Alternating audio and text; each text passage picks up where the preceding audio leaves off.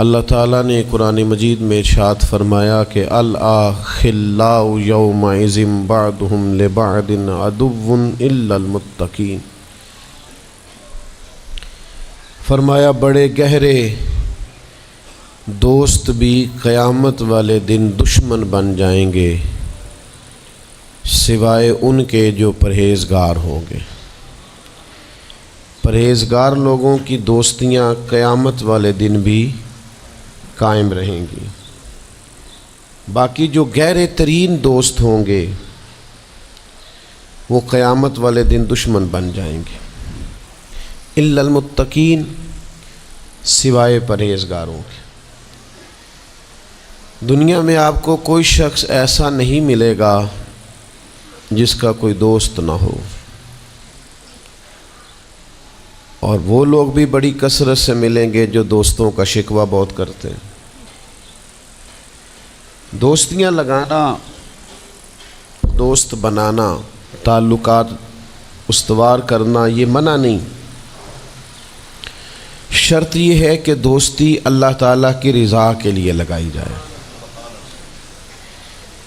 ہمارے ہاں جتنی تیزی کے ساتھ دوستیاں لگتی ہیں اس سے زیادہ تیزی کے ساتھ دوستیاں ٹوٹ جاتی ہیں۔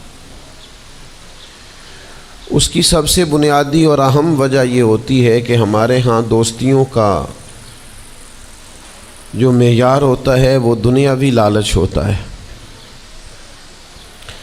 ہم اپنے مخصوص مفادات کی خاطر دوستی لگاتے ہیں، اور جب تک ہمارا وہ مفاد پورا ہوتا ہے تب تک تو ہم اس دوستی کو قائم رکھتے ہیں، اور جہاں ہم محسوس کرتے ہیں کہ اب یہ مفاد پورا نہیں ہو رہا وہاں ہم شکوہ، شکایتیں، اعتراضات شروع کر دیتے ہیں، اور اس کا نتیجہ یہ نکلتا ہے کہ بڑی محبت سے شروع ہونے والی دوستی بھی بڑی تیزی سے ٹوٹ جاتی۔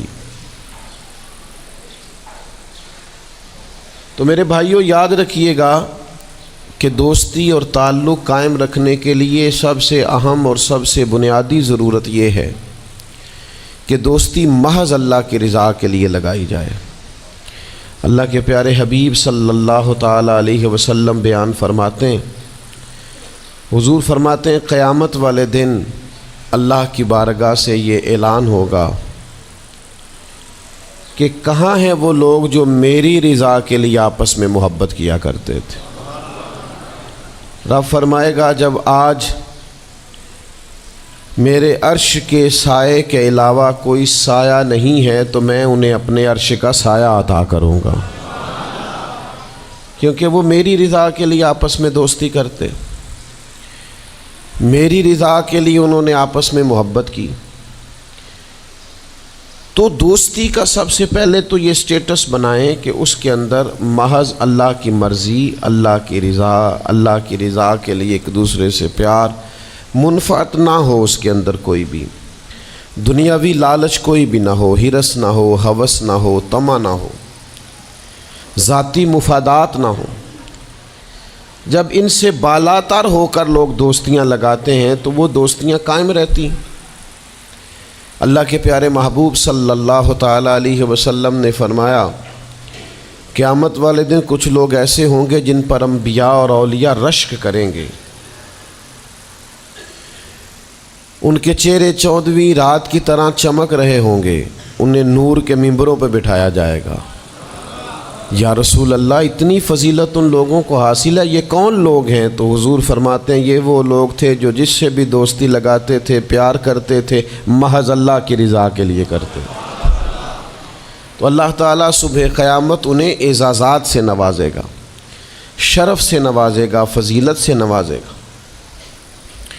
دوسری بات یہ ہے کہ دوستی کب قائم رہتی ہے؟ دوستی تب قائم رہتی ہے جب ہم دوستوں سے زیادہ امیدیں نہ لگائیں، انسانوں کو انسان ہی سمجھیں، ان سے بہت لمبی اور وسیع امیدیں لگا لینا اور بڑے وسیع مطالبات کرنا اور بڑی لمبی چوڑے تقاضے دوستوں سے کرنا۔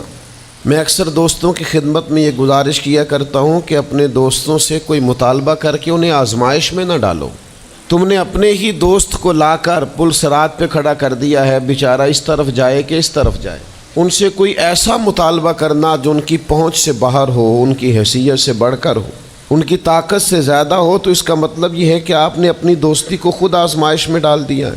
آپ اتنے لمبے چوڑے تقاضے نہ کریں، آپ محدود سا لوگوں کے ساتھ تعلق بنائیں۔ وہ جی میں اس کے اتنا کام آیا ہوں تو اب اس کو اس سے ڈبل آنا چاہیے، تو آپ نے دوستی کی نہیں، آپ نے تو تجارت کی۔ اگر آپ کی محبت ہوتی تو پھر تو آپ کا انداز اور ہوتا، جب تیرا حکم ملا ترک محبت کر دی، دل مگر اس قدر تڑپا کہ قیامت کر دی۔ تو یاد رکھیے گا کہ آپ حکم جب آ گیا، جب آپ محسوس کریں تو اس وقت پھر آپ اس چیز کو سمجھ جائیں۔ تو دوستیوں کو کبھی بھی آپ کٹہرے میں کھڑا نہ کریں، تعلقات کو کبھی بھی آزمائش کی بھیٹ نہ چڑھائیں۔ اس طرح کا ماحول نہ بنائیں جس میں آزمائش پیدا ہو، جس میں تکلیف بڑھ جائے، جس میں کرب کا احساس سامنے والے کو ستائے۔ کوشش کریں گنجائش رہے ماحول کے اندر، آسانی رہے، وسعت رہے۔ تیسری بات یہ ہے کہ اگر آپ محسوس کرتے ہیں کہ دوستی کو چلانا ہے تو پھر صرف اسی چیز کو نہ یاد رکھیں جو چیز آپ کو آج میسر آ رہی ہے اور آج آپ کو انکار ہو رہا ہے۔ اس سے پہلے جو دوستوں نے بڑی وفائیں کی ہیں وہ بھی تو یاد رکھے نا۔ ہمارا یہ ماحول ہوتا ہے کسی بندے نے 99 دفعہ نیکی کی ہے، ایک دفعہ انکار کیا ہے، تو ہمیں ایک دفعہ کا انکار تو یاد رہتا ہے لیکن 99 نیکیاں یاد نہیں رہتی۔ یہ بہت بڑی زیادتی ہے۔ آپ کو اگر اتنی لمبی چوڑی اس کی نیکیاں فراموش کرنے میں 1 منٹ نہیں لگا تو پھر آپ نے دوستی کس مقصد کے لیے لگائی تھی؟ آپ اس کو سمجھیں، اس کو آپ محسوس کریں۔ تو میں نے یہ دیکھا ہے زندگی میں کہ لوگ چاہتے ہیں کہ روز ان کا مطالبہ پورا کیا جائے، روز ان کا مطالبہ پورا۔ ہمارے ایک دوست تھے، بزرگ تھے، تو وہ سلسلہ طریقت کو چلاتے تھے، خانقاہی نظام کو، نظم کو لے کے چلنا مشکل ہوتا ہے۔ تو ان کے ایک مرید نے شکوہ کیا، اس نے کہا کہ حضرت پہلے آپ بڑا وقت دیتے تھے، اب آپ ٹائم نہیں دیتے۔ تو فرمانے لگے پہلے میرے بچے 1-2 تھے، اب درجنوں میں ہو گئے، اب وقت بٹ کے ملے گا نا۔ والد پہلے ایک پر توجہ دیتا ہے، بچے 4 ہو جائیں تو ٹائم تقسیم، بات کی سمجھ آ رہی ہے؟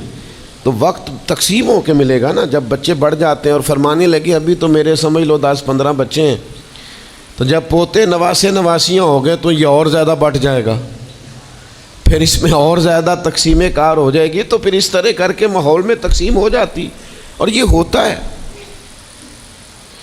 یہ ایک صورت ہے۔ آپ دیکھیے نا، کبھی ایسا بھی ٹائم تھا حجر اسود پر کہ اس کو ہاتھ لگا کے آپ چوم لیتے تھے، اور ڈھیروں وقت صحابہ اس پر چہرے رکھ کے رویا کرتے تھے۔ پھر ایسا وقت آیا کہ چھڑی لگا لو بھائی، چھڑی لگا کے پیچھے ہٹ جاؤ، اور اب ایسا ٹائم ہے کہ آپ دور سے استلام کر لیں۔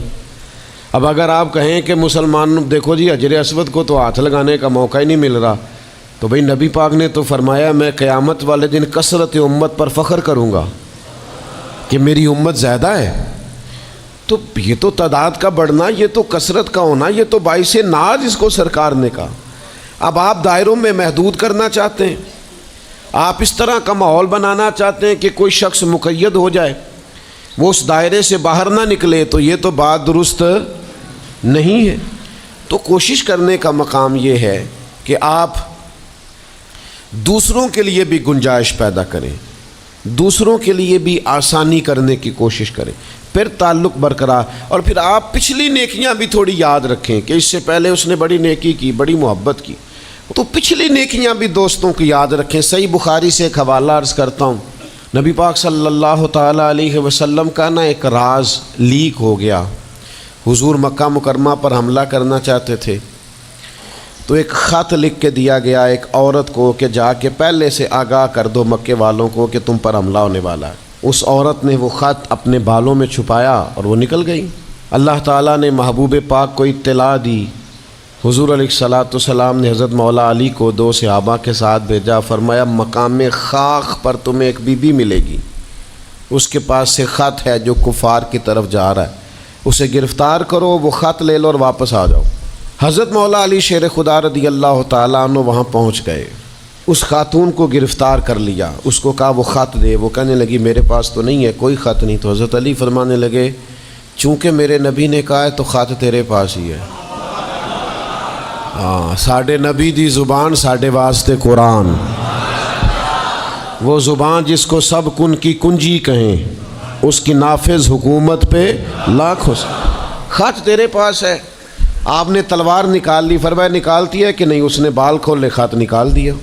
وہ خط جب کھولا تو خط لکھا تھا حضرت حاتم بن نبی بلتا رضی اللہ تعالیٰ عنہ، بدری صحابی ہیں۔ وہ خط لے کے آ گئے، نبی پاک کی بارگاہ میں پیش کیا۔ حضور نے خط کھولا، حضرت عمر کہنے لگے مجھے اجازت دے میں اس کی گردن کاٹوں، اس نے ہمارا راز فاش کیا ہے۔ کتنی بڑی بات ہے۔ قرآن مجید کی سورہ ممتحنہ اس وقت نازل ہوئی تھی جب یہ واقعہ ہوا تھا۔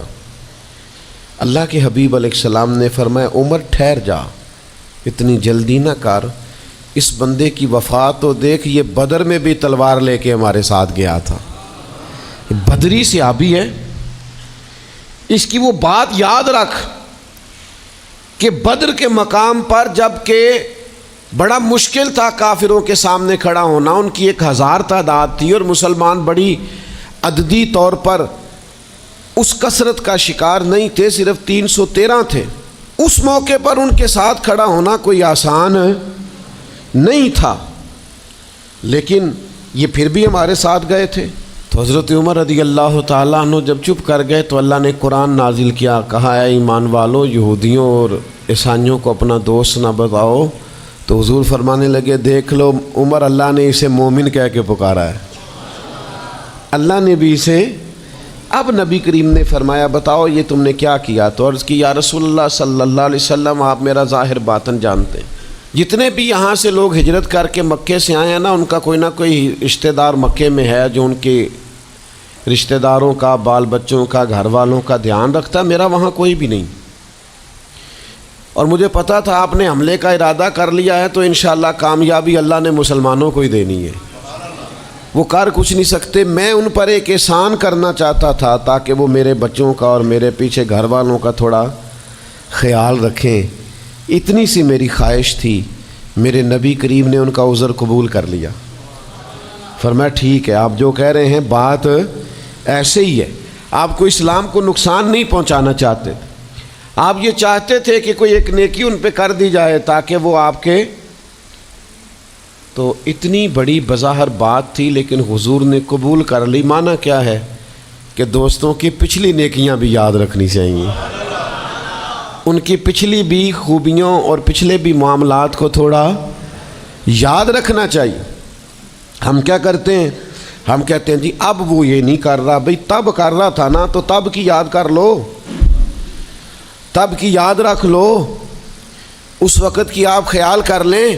ہم کیا کرتے ہیں؟ ہم 99 دفعہ کسی نے نیکی کی ہے تو ہم کہتے ہیں 100/100 چاہیے، آج بھی یہ کرے گا تو پھر تو قابل قبول ہے۔ تو اس سے کیا ہوتا ہے؟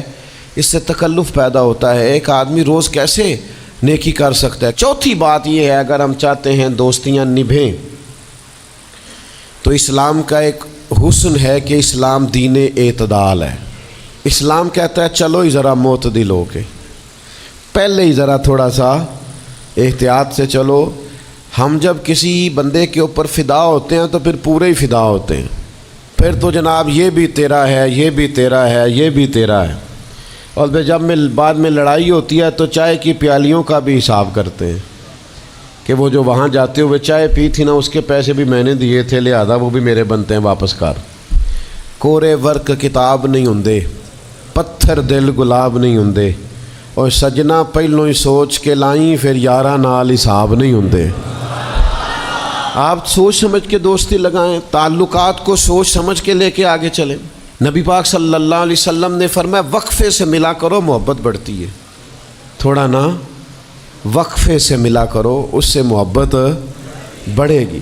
یہ جو بہت وارفتگی ہے نا، بہت وارفتگی ہے، بہت جوش ہے، تو اس کا نتیجہ یہ نکلتا ہے کہ جتنی زور سے گیند دیوار سے لگتی ہے پھر اتنی زور سے ہی گیند واپس آتی ہے، اس کے نتائج ٹھیک نہیں نکلتے۔ تو عرض یہ کرنا چاہتا ہوں کہ اعتدال میں رہیں، معتدل رہیں، آپ اس حد سے تجاوز ہی نہ کریں۔ میرے پاس یہاں ایک دوست آئے تو مجھے کہنے لگے جی میرا دوست بڑا اچھا تھا، بڑا نائس تھا، بڑا بہترین تھا، بڑا پیارا تھا، میرے ایک دوسرے دوست نے اسے خراب کر دیا۔ تو میں نے کہا وہ دوسرا دوست میں سمجھا نہیں. کہنے لگے یہ میرا پرانا دوست تھا جس نے اسے خراب کیا، اور جسے کیا وہ نیا تھا 2-4 سال. اس کی میں نے دوستی لگائی تھی، اب وہ دونوں ڈائریکٹ ہو گئے اور مجھے انہوں نے بیچ میں سے نکال دیا ہے. تو میں نے کہا یہ تو اکثر ہوتا ہے، پہلی دفعہ تو نہیں ہوا، اس طرح تو ڈھیر دفعہ ہوتا ہے. کہنے لگے میں کروں کیا، میں نے بڑا شور کیا ہے، ان کو اپنے احسان بھی یاد کرائیں پر وہ مانتے نہیں. میں نے کہا اب حال ہے نا، تھوڑا چپ کر جا کچھ عرصے کے لیے، تھوڑی خاموشی اختیار کر. جو چپ کر جاتا ہے وہ بھی بچ جاتا ہے. اگر تم چاہتے ہو کہ یہ دوستی پھر سے بحال ہو جائے تو زیادہ شکوے نہ کرو، زیادہ شکایتیں. ہم بعض اوقات اعتراضات اتنے کر بیٹھتے ہیں، شکوے اتنے کر بیٹھتے ہیں، اپنی زبان سے باتیں اتنی نکال بیٹھتے ہیں کہ دوبارہ پھر دوستی کا بحال ہونا ممکن ہے. ایک حدیث یاد رکھیں گے اگر سناؤں آپ کو تو؟ نبی پاک صلی اللہ تعالیٰ علیہ وسلم نے فرمایا کسی سے دشمنی بھی کرو تو اعتدال سے کرو، ہو سکتا ہے کل کو وہ تمہارا دوست بن جائے. اور فرمایا کسی سے دوستی بھی کرو تو اعتدال سے کرو، ہو سکتا ہے کل یہ دشمن بن جائے. دوستی اور دشمنی میں یہ جامع ترمذی میں حدیث، اعتدال کا رستہ نہ چھوڑو، معتدل رہو. سارے راز ہی دے بیٹھنا، ساری باتیں پہلے کر لینا اور اعتراض کرنا، اب تو شکوے بھی پھر سارے ہی کر لینا. دوست کو اس کی کمزوریوں کا بھی پتہ ہوتا ہے، وہ ساری کمزوریاں بھی اس کی بیان کر لینا، اس کو بھی بتانا، اس کو بھی بتانا، اس سے بھی ذکر کرنا. تو یہ انداز درست نہیں ہے. آپ معتدل انداز میں دوستی لگائیں، اعتدال کے ساتھ چلیں، شکوے زیادہ نہ کریں، اعتراض زیادہ نہ کریں. وہ بے وفا ہی صحیح پھر بھی یار اپنا، چلو اس میں کمی ہے، وہ اس میں بے وفائی ہے، پر سجن تو اپنا ہے نا. تو دوستی ہماری ہے اس کے ساتھ، اس کی کمزوریوں کو چھپائیں. آپ اس معاملے پر تھوڑا سا اپنے ظرف کو کشادہ کریں، آپ تھوڑی وسعت پیدا کریں. ہم سمجھتے نہیں چیزوں کو، ہم غور نہیں کرتے، اس خاص انداز میں چیزوں کو نہیں لیتے جس انداز میں چیزوں کو لینا چاہیے. ہماری ذاتی کمزوریاں ہوتی ہیں اور ہم ان کمزوریوں کا دوسروں پہ ڈال دیتے ہیں، کہتے ہیں وہ بے وفا نکل آیا. بھئی آپ بھی حد سے زیادہ فریفتہ تھے، اب آپ ہی حد سے زیادہ اعتراض کر رہے ہیں. حضور نے فرمایا جس کی تعریف کر لو پھر دوبارہ اس پر کبھی تنقید کر جو بیٹھے ہیں، تعریف تو ختم ہو گئی بات. پھر تھوڑی چشم پوشی کرو، انسانوں میں کمیاں بھی ہوتی ہیں. تو دوستی کو صحیح طور پر آگے لے جانے کے لیے چھٹا سبق یہ ہے کہ تھوڑی سی نا عادت عیب پوشی کی بھی بنائیں. تھوڑا پردہ پوشی کا مزاج ہو تو پھر بھی ذرا دوستی آگے. سمجھ آ رہی ہے بات کی؟ تھوڑی سی نا نظر عیب پوشی والی بھی. کچھ لوگوں کی تنقید کی آنکھیں اتنی زیادہ کھلی ہوتی ہیں کہ وہ بیچارے کسی جگہ بھی تعلق نہیں رکھ سکتے. جہاں جاتے ہیں انہیں کمیاں ہی کمیاں نظر آتی ہیں، خامیاں ہی خامیاں نظر آتی ہیں. ان کا مزاج ہی نہیں ہوتا کسی عیب کو چھپانے کا. تو آپ جس جگہ پہ موجود ہیں، جس جگہ آپ کے تعلقات ہیں، جہاں دوستی ہے، جہاں محبت ہے، وہاں تھوڑا سا عیب پوشی کا بھی مزاج ہونا چاہیے. نبی پاک علیہ السلام نے فرمایا تو کسی مسلمان کی دنیا میں پردہ پوشی کر دے، اللہ قیامت والے دن تیری پردہ پوشی فرما دے. آپ تھوڑا سا اس کا عیب چھپا دیں، بات ختم ہو گئی. تھوڑی سی پردہ پوشی کر دیں. دیکھیں نا، ہمیں حکم دیا گیا ہے شریعت میں، کسی شخص کا انتقال ہو گیا، اب کچھ لوگ اس کے غسل میں شریک ہیں، تو ان کو حکم یہ ہے کہ اگر تم نے کوئی اچھی بات دیکھی نا، خوبی دیکھی، چہرہ کھل گیا ہے، جسم تر و تازہ ہے، تو یہ سب کو بتاؤ. اور اگر تم کچھ ایسی چیز دیکھو کہ بیماری کی وجہ سے جسم اکڑ گیا ہے یا کسی وجہ سے چہرے پہ کوئی سیاہی آ گئی، جو کسی سے ذکر نہ کرو. جانے والے کے لیے تم اچھی چیزوں کو تو بیان کرو لیکن نقائص کو کبھی بھی بیان نہ کرو. اور نبی پاک علیہ السلام نے فرمایا اذکروا محاسن موتاکم، جب تم میں سے کوئی دنیا سے چلا جائے تو اس کی اچھی اچھی باتوں کا بیان کرو، اس کی اچھی اچھی باتوں کا ذکر کرو، اس کی خیر والی باتیں ڈھونڈ کے لوگوں کو سناؤ. یہ خوبی پائی جاتی تھی، یہ خوبی پائی جاتی تھی، یہ خوبی پائی جاتی. میں تھوڑے دنوں کی بات ہے، ایک جگہ پہ میں حاضر تھا، تو ایک صاحب وہاں اپنے ہی دوستوں کے کسی جھوٹ کا ذکر کر رہے تھے اور وہ کہتے ہی جا رہے تھے بڑا غلط ہے، بڑے جھوٹ بولتا ہے، بڑے جھوٹ بولتا ہے، بڑے جھوٹ بولتا ہے۔ تو ایک آدھ دفعہ میں نے ان سے کہا کہ چلیں چھوڑیں، کوئی اور موضوع بھی ڈسکس کریں۔ تو پھر انہوں نے کہا جی وہ بے وفا بھی بڑا ہے، مطلب پرست بھی بڑا ہے۔ پھر میں نے کہا چلیں کوئی اور موضوع بھی چھیڑیں۔ انہوں نے کہا نہیں جی وہ بندہ ہی بڑا غلط ہے۔ میں نے ان سے کہا ایک بات کروں؟ کہنے لگے کر لیں۔ میں نے کہا آپ کو اس سے پیار بڑا ہے۔ کہنے لگے وہ کیسے؟ میں نے کہا آپ اس کا موضوع چھوڑنے کو تیار ہی نہیں۔ یہ جو آپ شکوہ کر رہے ہیں نا، اس کو نچوڑے نہ تو اس کے اندر سے محبت چھلکتی ہے۔ آپ اس کا موضوع چھوڑنے کو تیار، یہ جو ہر بات پہ اب کبھی آپ کہتے ہیں جھوٹا بڑا ہے، کبھی کہتے ہیں بدعہد بڑا ہے، کبھی آپ کہتے ہیں وہ مطلب پرست بڑا ہے، تو 3-4 دفعہ آپ سے کہا موضوع بدل دیں تو نہیں نہ بدل رہے۔ اس کا مطلب یہ ہے کہ آپ کو اس شخص سے محبت، تو یہ جو آپ شکوے کر رہے ہیں نا بار بار، اسے بھی نچوڑیں تو اس کے اندر سے محبت چھلک رہی ہے۔ وہ جو باپ بار بار کہتا ہے نا فلانا منڈا میرا بڑا نافرمان ہے، تو اصل میں والد کو پیار ہوتا ہے۔ وہ بار بار جو اس کا ذکر کرتا ہے، بار بار لوگوں کے سامنے، اچھا بچہ کہہ رہا ہوتا ہے مجھے بدنام کر رہے ہیں، یہ دیکھیں جی بار بار ہر جگہ سے یہ میری شکایتیں کرتے ہیں، تو اصل بات کیا ہوتی ہے؟ اصل بات یہ ہوتی ہے کہ اس بندے کو اس سے محبت بہت زیادہ ہے، وہ چاہتا ہے اس پیار کے سبب سے، اس محبت کی وجہ سے کہ وہ بار بار اس کا ذکر کرے، بار بار اس کا تذکرہ کرے، تو تھوڑی عیب پوشی کا مزاج بنائیں، تھوڑا درگزر کی طبیعت بنائیں، تھوڑا ماحول کے اندر اس طرح کا مزاج لے کے آئے۔ ہم دوستوں سے میں اکثر ایک بات کرتا ہوں، ہم نہ صرف خامیاں یاد رکھتے ہیں، خوبیوں کا ذکر نہیں کرتے۔ اس کا نتیجہ یہ نکلتا ہے کہ ہماری دوستیاں تیزی سے ختم ہوتی ہیں، تعلقات زیادہ دیر پا ہوتے نہیں، چلتے نہیں۔ ہمیں کرنا یہ ہے کہ ہمیں اللہ کی رضا کے لیے دوستی کرنی، اللہ کی رضا کے لیے لوگوں سے پیار کرنا، اللہ کی رضا کے لیے اللہ کے بندوں کی باتیں سننی، اللہ کی مخلوق سمجھ کے لوگوں کی خوبیاں دیکھنی، اللہ کے بندے سمجھ کے ان کے اندر پائی جانے والی باتوں کو ہم نے اخذ کرنا۔